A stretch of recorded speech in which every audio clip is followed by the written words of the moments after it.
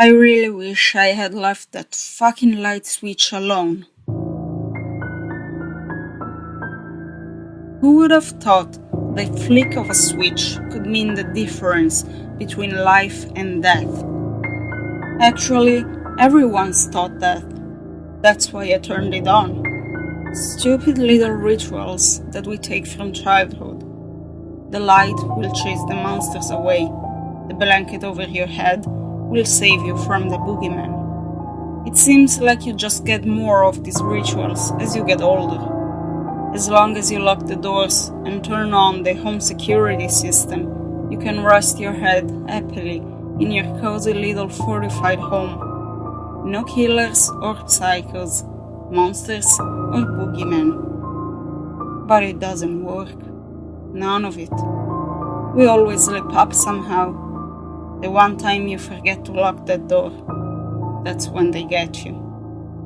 I would have been sound asleep if I hadn't been woken by the loud slam as the front door blew open.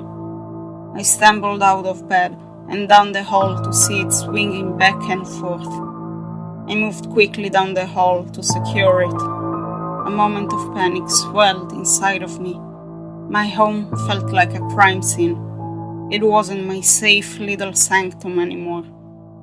Despite the overwhelming feeling of intrusion, there was no sign of disruption. Just the door. Just my careless mistake. I couldn't comprehend it at first. It had to be a burglar or some psycho. I looked around the rest of the house, checking every cupboard, every crevice. Nothing. I felt stupid but relieved.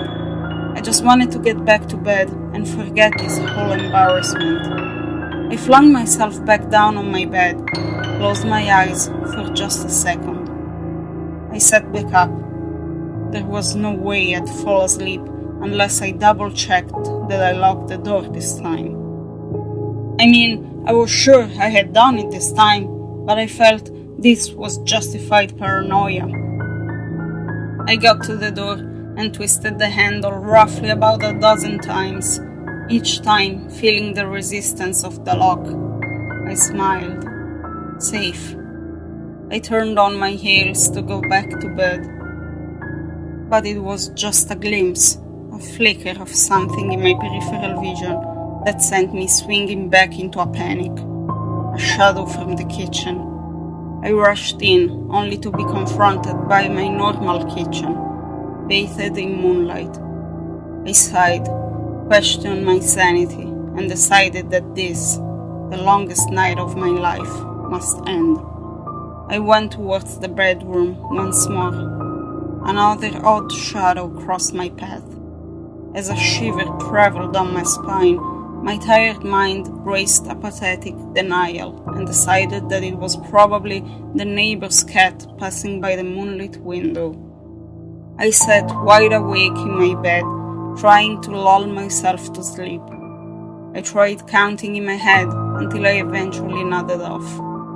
But every time I closed my eyes, that feeling of intrusion was still there. The hands of something unseen looming above my head.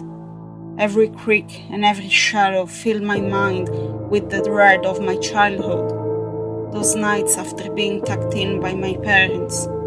Those same fearful thoughts of lurking terror. But it was nothing, right?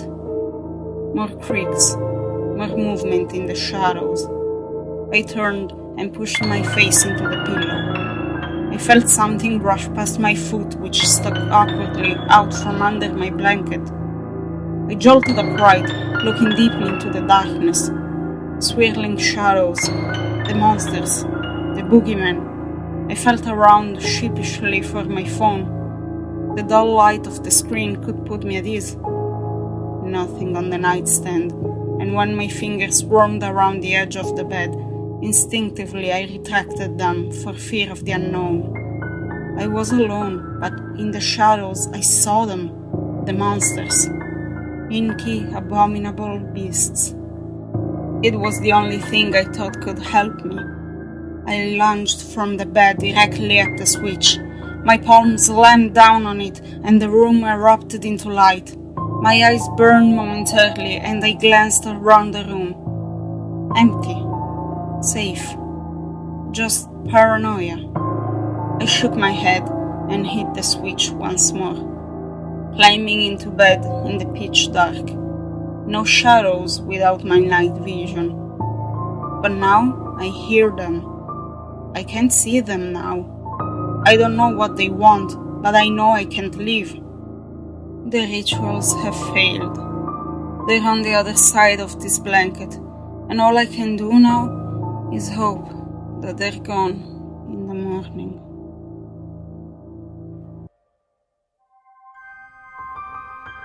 Hello, I am the Gothic Librarian.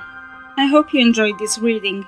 If you did, please leave a thumbs up, a comment, share it with your friends, and if you haven't already, subscribe to my channel so you won't miss my next public reading.